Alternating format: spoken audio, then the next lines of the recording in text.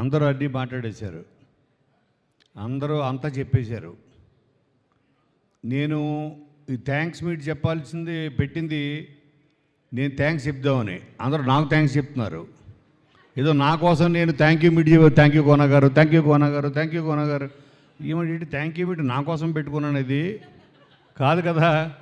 Thank you meet పెట్టింది ఈ సక్సెస్కి కారణమైన వాళ్ళందరూ థ్యాంక్స్ చెప్దామని. నాకు థ్యాంక్స్ చెప్పమని కాదు, తప్పుగా అర్థం చేస్తున్నారు మీరు అందరూ. బట్ స్టిల్ మీ థ్యాంక్స్ని నేను మనస్ఫూర్తిగా స్వీకరిస్తాను. నేను థ్యాంక్స్ చెప్పాల్సి కదా ఫస్ట్. నేను ఫస్ట్ ఎవరు అక్కడ అరుస్తుంది అక్కడ, ఏ రవి ఆపండి.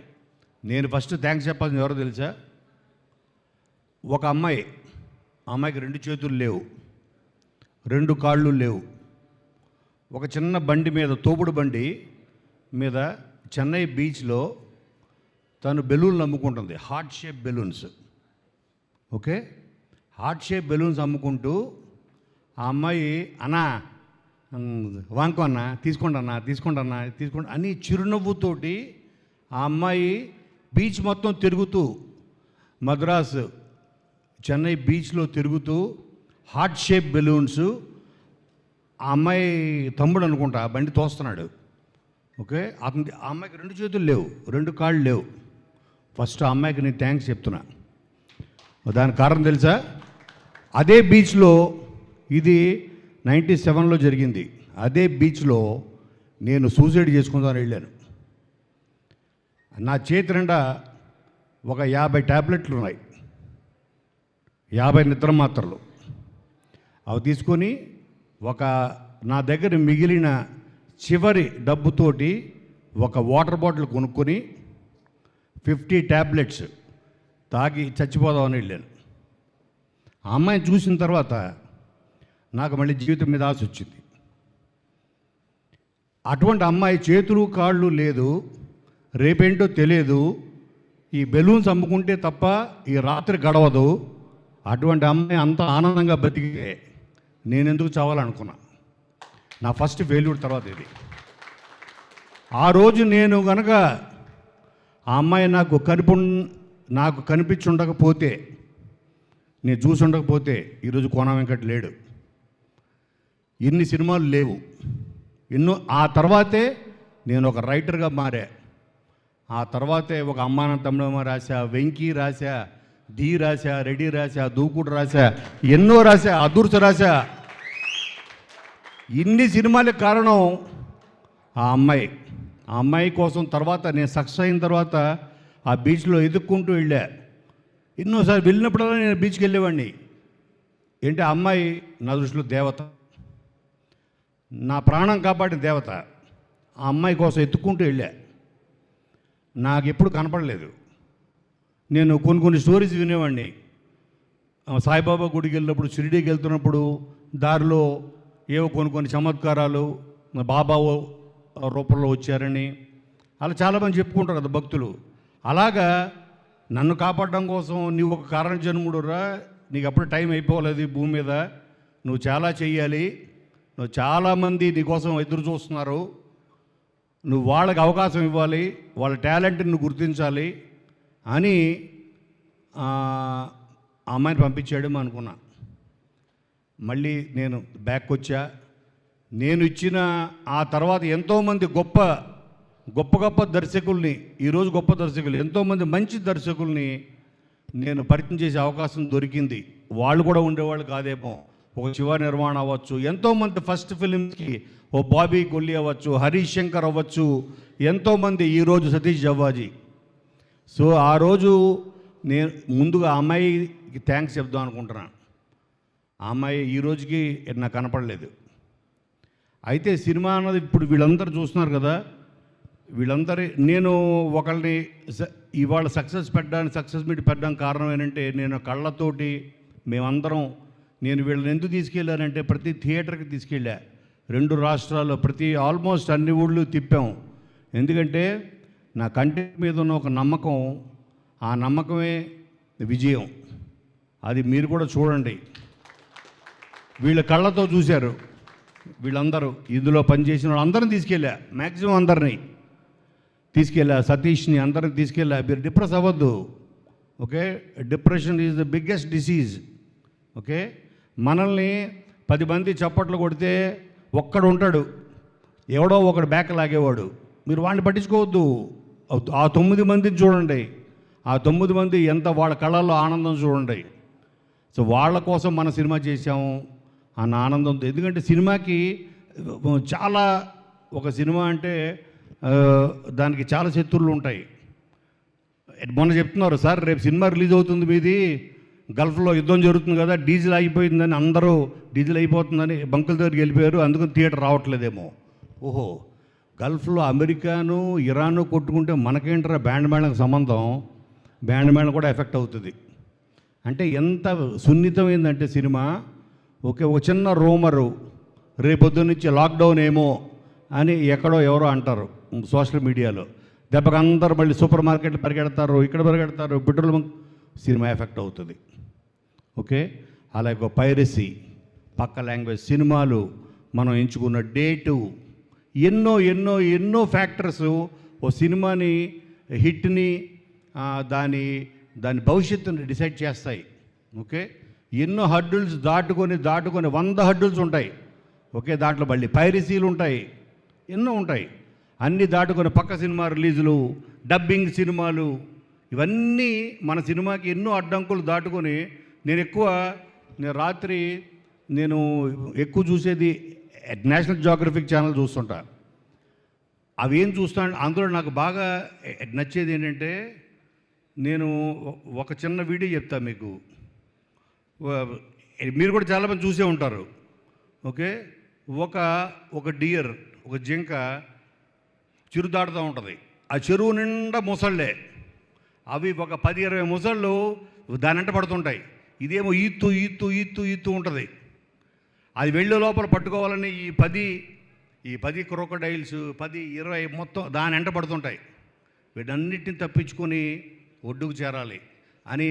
సో నేను కూడా చూస్తున్నప్పుడు అది చేరుతుందా లేదా, ఒక్క కాలు పట్టుకున్నా చాలు, ఒక్క ముసలి అటన్నిట్లో అది ఆన్ ద స్పాట్ డెడ్. ఇవన్నీ దాటుకొని ఒడ్డుకి వెళ్ళిందా, దానికి లైఫ్ ఇవాళ ఒడ్డుకు చేరింది బ్యాండ్ మేళం, అదే దుప్పిలాగా.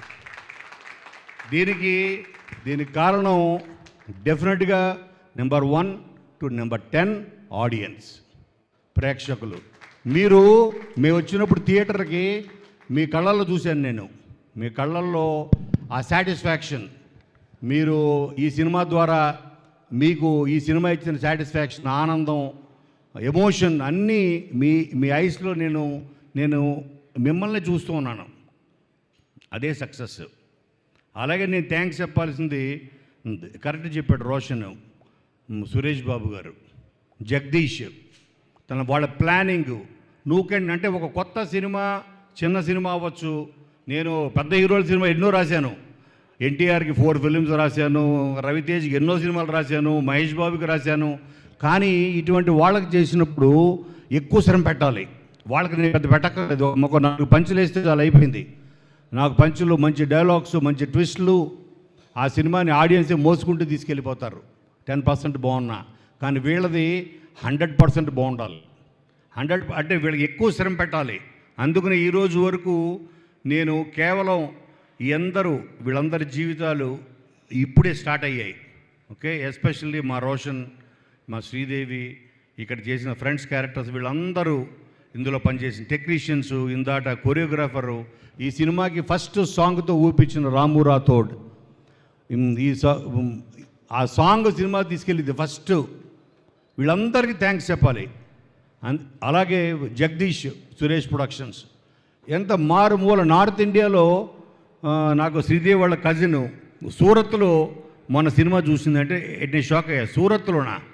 సూరత్లో కూడా సినిమా రిలీజ్ అయింది. సూరత్లో సినిమా రిలీజ్ అయ్యి అక్కడ కూడా ఆల్మోస్ట్ హౌస్ఫుల్స్ అని తను ఫోన్ చేస్తే నేను ఆశ్చర్యపోయాను. అంత మూలకు కూడా తీసుకెళ్లారు సురేష్ ప్రొడక్షన్స్, ఏషియన్ సురేష్ వాళ్ళు. ఇంకా అంతకన్నా ద బెస్ట్ జాబ్ నేను ఎక్కడ చూడలేదు. అంటే ఇట్స్ ఎ సేఫ్ హెవెన్ వాళ్ళు ఎందుకంటే ఆయన సినిమా చూశాడు, సురేష్ బాబు గారు సినిమా చూసి ఓకే దీన్ని ప్రాపర్గా ప్లానింగ్ చేసి జగదీష్ గారి చేతిలో పెట్టి ప్రతి కొత్త ప్రొడ్యూసర్కి ఓహో వీళ్ళు సేఫ్గా ప్లానింగ్ చేస్తారు. ఈ సినిమా కొనడానికి చాలామంది ముందుకు వచ్చారు, కానీ ఎవరికి అమ్మలేదు. నేను ఎందుకు అమ్మలేదంటే ఈ సినిమా మీద ఉన్న నమ్మకం ఒకటైతే, నేను 10 మంది ఇప్పుడు నేను చెప్పే కదా ఇందాట క్రొకడైల్స్ అని, వీటన్నిటిని దాటుకుని వెళ్తుందా లేదా, ఆ తప్పు జింకది కాదు. ఒకవేళ వాళ్ళ చేతికి చిక్కితే ఆ తప్పు జింకది అవ్వదు, ఆ క్రొకడైల్స్దే అవుతుంది. అటువంటిది నేను ఒక డిస్ట్రిబ్యూటర్ చేతి ఎందుకు పెట్టడం, ఒక్క సురేష్ బాబు గారు నమ్మి, సురేష్ ప్రొడక్షన్స్, ఏషియన్ సురేష్ నమ్మి వాళ్ళ చేతిలో పెట్టే లాభమో నష్టమో వీళ్ళు చూసుకుంటారని. అందుకని ఫస్ట్ తర్వాత థ్యాంక్స్ చెప్పాల్సింది వాళ్ళకి. అలాగే కోనా అంటే నా ఇంటి మనిషి అని సినిమాని బ్లెస్ చేయడానికి, యంగ్ యాక్ట్రెస్ని, కొత్త యాక్ట్రెస్ అంతా బ్లెస్ చేయడానికి వచ్చిన ప్రతి వాళ్ళకి వివి వినాయక్, బాబీ, విజేంద్ర ప్రసాద్ గారు, అలాగే నా ఆప్తమిత్రుడు త్రివిక్రమ్ శ్రీనివాసు, ఎంతోమంది, అలాగే నాకు దైవ సమానులైన చిరంజీవి గారు, వీళ్ళందరూ ఈ సినిమా వెనకాలండి నాకు ధైర్యాన్ని ఇచ్చారు. నాకు కాదు, వీళ్ళకి ధైర్యాన్ని ఇచ్చారు. వీళ్ళందరికీ థ్యాంక్స్ చెప్పాలి. కాబట్టి మీ అందరికీ ప్రేక్షకులు నేను చెప్పేది ఏంటంటే, ఓకే మీరు ఏంటి ఇప్పుడు ఎవరి జాబ్ వాళ్ళు చేశారు, మనం ఒకళ్ళని నిందించకూడదు. ఎవరి జాబ్ వాళ్ళు చేశారు. మీ జాబ్ మీరు పర్ఫెక్ట్ చేశారా? మీరు చేశారు. డైరెక్టర్గా సతీష్ తన జాబ్ పర్ఫెక్ట్గా చేశాడా? 100% పర్ఫెక్ట్గా చేశాడు. అలాగే శివ యాజ్ అన్ ఎడిటర్ ఎన్ని రాత్రులు పడుకోకుండా పనిచేశాడో నాకు తెలుసు. ఎన్ని రాత్రుళ్ళు నాకు తెలుసు. ఆఫీసులోనే కాపురం పెట్టాడు. తను స్నానం చేసేటప్పుడు కూడా లేదు, నాకు తెలియదు, స్ప్రే పెట్టుకున్నట్టున్నాడు. చేసావు కదా, ఆ సోఫాలో పడుకునేవాడు డే అండ్ నైట్. సో కష్టం అన్నది దేవుడితో సమానం. మీ కష్టం వృధా పోదు. అలాగే ఫస్ట్ టైం ఈ సినిమా కోసం రోషన్ పాట పాడాడు. ఇది చెప్పా, రోషన్ నువ్వు సినిమాలో పాట పాడుతున్నావు అని, బొంబాయికి పోదునంట దాని మనసు అని. ఆ లిరిక్ని ప్రాక్టీస్ చేయించి తను వేరే షూటింగ్లో ఉంటే రాజమండ్రిలో లిరిక్ పంపించి నువ్వు రాగానే పాట పాడుతున్నావు అంటే మదీన్ అని మ్యూజిక్ డైరెక్టర్ దగ్గరికి పంపించి తన చేత పాట పాడించా. అలాగే తను ఇందాక చెప్పాడు శ్రీదేవి, ఎంత ఎక్స్ట్రాడినరీ పెర్ఫార్మెన్సు అంటే తను నా కూతురు లాంటిది కాబట్టి నేను ఎక్కువ పొగడకూడదు అనుకున్నా. బట్ నేను 100% చెప్పకపోతే తప్పు అవుతుంది.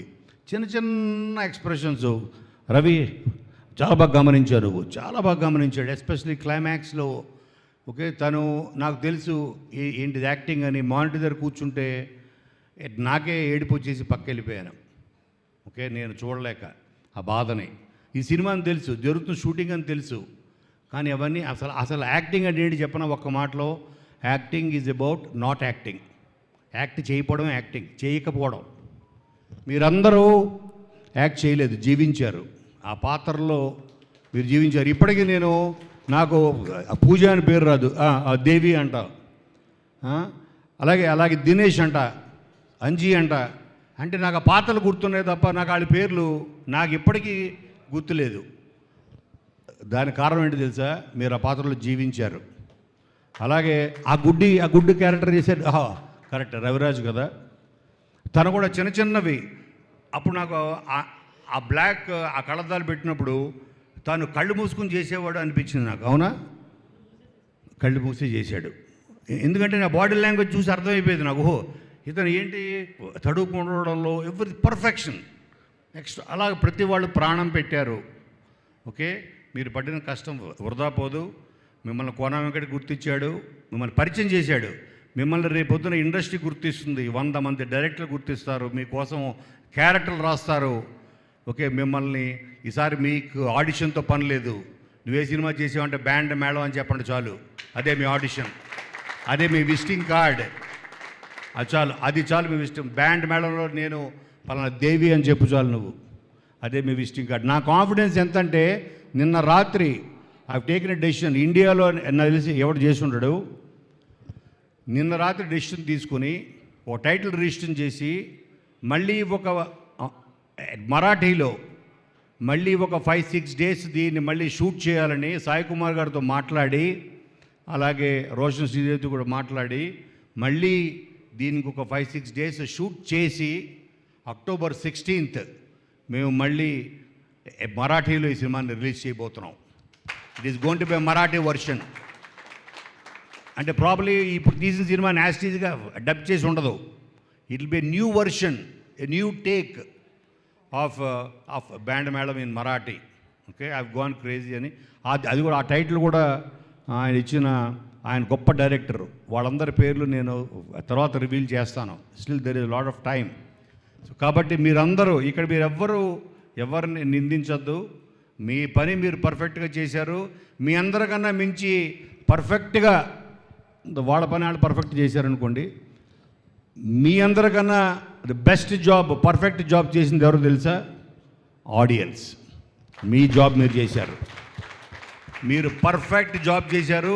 అందుకే ఈరోజు ఈ థ్యాంక్ యూ మీట్ ఇది నా కోసం కాదు, ఓకే, మీకోసం. నాకు థ్యాంక్స్ చెప్పారు వీళ్ళందరూ కాదు, మీకు థ్యాంక్స్ చెప్పడం కోసం. 100% ఇది ఇప్పుడే స్టార్ట్ అయింది.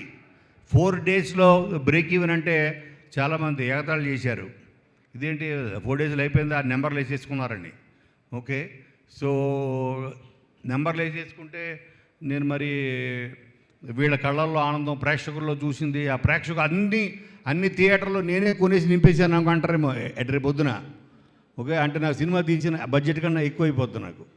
సో కాబట్టి వీళ్ళందరిని బ్లెస్ చేయండి.